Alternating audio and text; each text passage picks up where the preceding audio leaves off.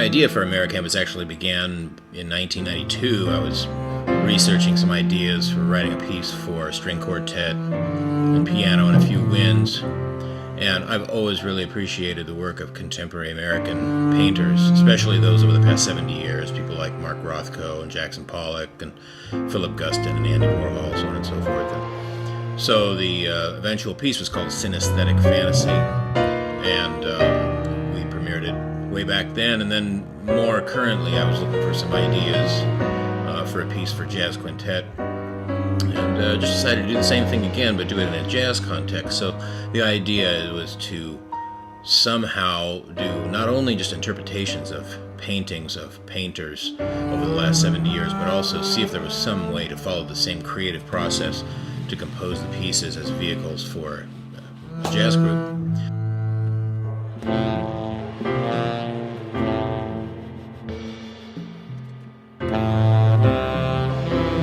Really lucky to have such talented students around the Brubeck Institute at that time. Ben Phlox on saxophone, Adam Aruda on drums, Zach Brown on bass, and Chad Lefkowitz-Brown on saxophone, and the pianist-composer Javier Santiago as well, who contributed composition to the work.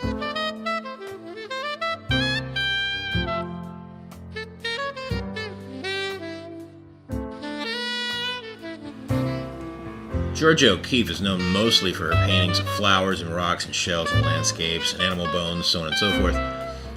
But her painting from 1945, CEBOLLA Church, really intrigued me because it seemed to provide more musical and programmatic depth with its remoteness and the sheer simplicity of the painting. We really just see sort of a yellow background, and there's a church in the painting. That particular church is the Santo Niño Church, which was near her home in Cebolla, New Mexico.